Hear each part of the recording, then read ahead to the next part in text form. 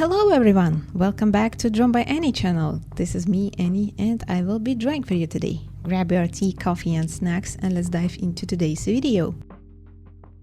I was turning pages of my sketchbooks and looking at my former drawings, and as somebody who is using different medium for the drawings here and there, sometimes I see my sketchbooks pages being a little ruined by some of the consequence of using, for example, alcohol-based markers, and this is normal for the markers to bleed through, but it also means that the back of the page is kind of wasted if I leave it this way. But as somebody who is using also acrylic paint pens now and would love to practice as much as possible, I decided that I will not waste this page even though it just has this blob in the center of it. I decided to showcase how you can actually use this quote-unquote ruined page with other medium and make it work. And also I wanted to draw my favorite Disney princess from my childhood, which is Little Mermaid, Ariel, and try to reimagine her in my own style in acrylic paint pen technique. So my main goal firstly is to cover up the blob that is bled through from the previous drawing on the other side of this page. For this reason I'm choosing a opaque medium such as acrylic paint, but you can also go with any type of paint that can cover up, such as gouache for example. Just remember not to use too much water.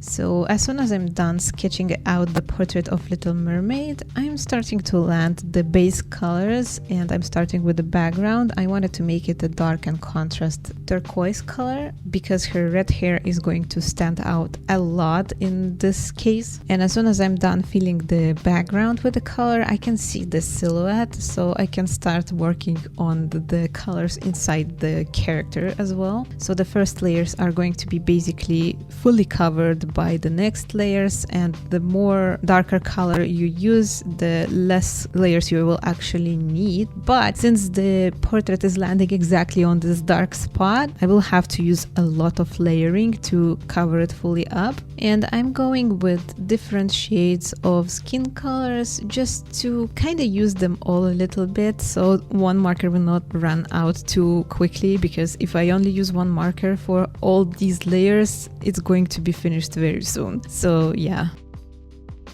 With acrylic paints, I like to work my layers on top of each other more and more to have this clean and polished look. Sometimes it looks a little bit too clean because I'm a perfectionist, I guess. But the look that I'm aiming for is actually like a porcelain doll with a shiny finish. And I've noticed that the more layers I place on each other, the more shinier the colors look. So it looks almost like a digital art, and I really like this type of look, so I decided I would go exactly for that. I'm trying to place more layers on top of each other, and as soon as this blob disappears, I'm going to be happy with the result. Although it's important to let the layers dry out before you place the next one, or else it's just going to mix with each other. And same life hack is applied to fixing mistakes when you're painting with acrylics.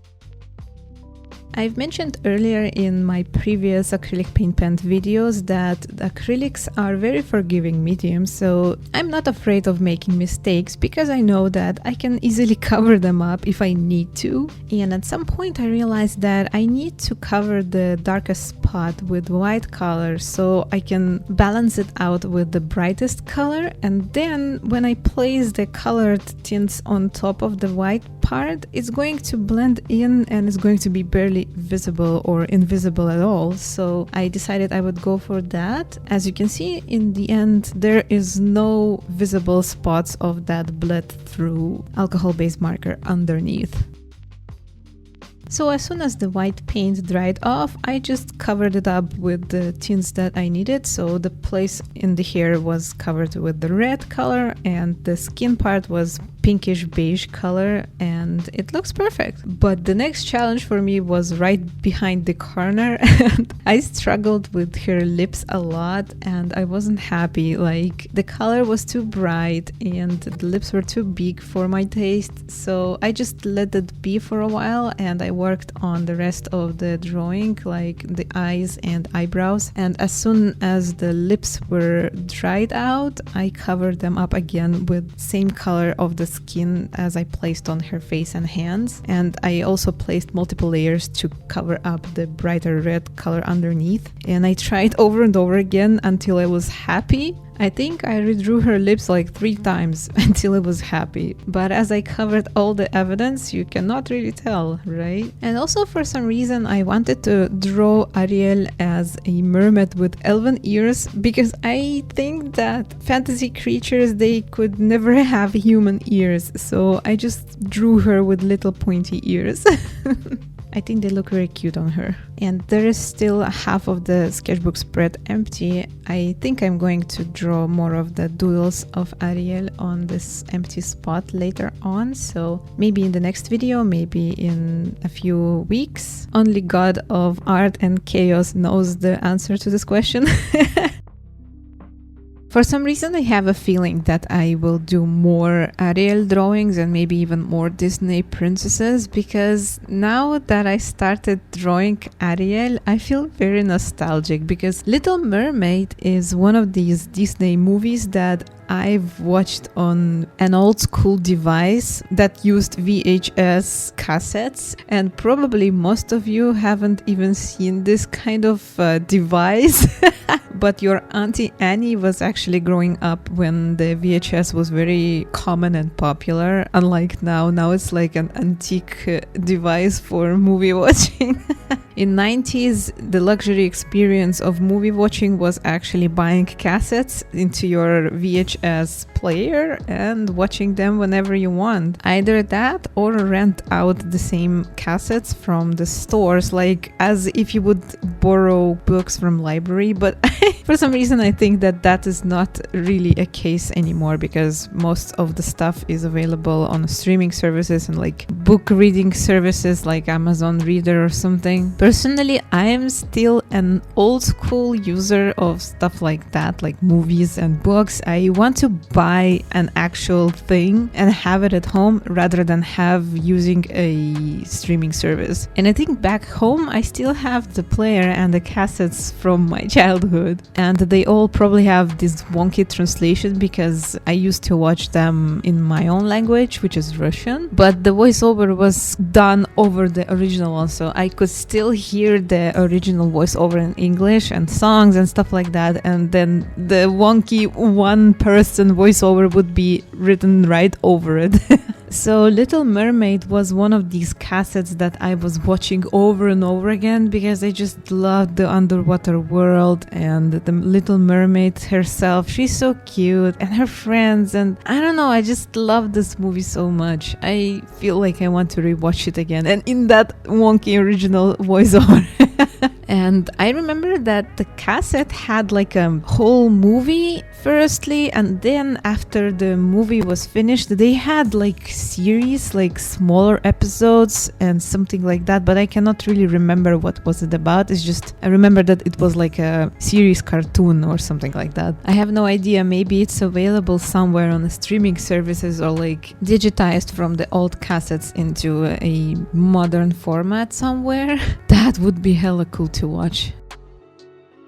I also had an idea in my head about Little World, that the sea turtle nation and the part of the world where they're living, which is Turtle Islands and Undersea City, they could be very much inspired from the Little Mermaid, because they have this cool ass underwater cities and castles and stuff like that, and this could be used as a nice reference for my own world building, because not like we have an underwater cities in real life. to be inspired by. So it's nice to use all kinds of sources and references and inspiration points to make our personal art projects shine even with more details, and maybe have a little Easter egg on our own experiences and favorite movies. See, that's what I mean when I'm telling you that I'm trying to inspire myself from whatever sources available. Like every art piece, from even a little small drawing to a big project like a world building for a fantasy setting, can be created using the same principles. The only difference would be the scaling, because the small artwork would not require as much detailing, for example, than a bigger project like a world. But still, the way we are thinking as artists are pretty much the same, like the pipeline or the logic or like the inspirational brainstorm. Literally everything you see, read, hear, or whatever, you can be a great start for your own creative process. But the only thing you have to do for sure is to add your own look on the things. You cannot copy paste someone else's work and claim it as your own, because firstly, it's an art theft, and secondly, there is no art in stealing and copy pasting stuff. You gotta be reanalyzing and recreating something completely new out of something that is already existent. And as an artist, you have to look much deeper than most people see on the surface. This is almost like a philosophy, because if you are just tracing or copy pasting something that is on the surface, you cannot really be a true artist to the roots. At least that's what my artistic philosophy and path is about.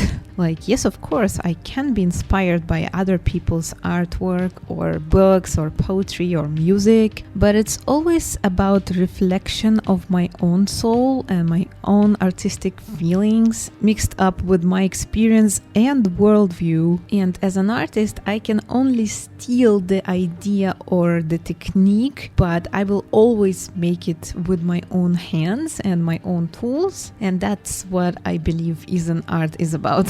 And you know what is the most beautiful thing about it? It's that my own art can be an inspiration for someone else's artistic view on the same very idea, and they can create it in their own version with their own experience and worldview. And that cycle just repeats over and over again, producing and creating even more beautiful art, poetry, books, music, and whatever sort of self-expression medium a person is choosing. And these kind of thoughts really fill my heart with hope that the world will be existing all the time, and it will always be decorated with a lot of beautiful self-expression.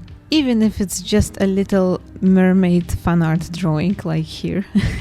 It's just a portrait of the character that brings me so much memories of my own childhood and the beautiful time that I wasn't worried about tomorrow's food and money and, adult stuff. But for many, it will be just another drawing of a character that is not really interesting at all. But this is completely different for me. Thank you for joining my TED Talks.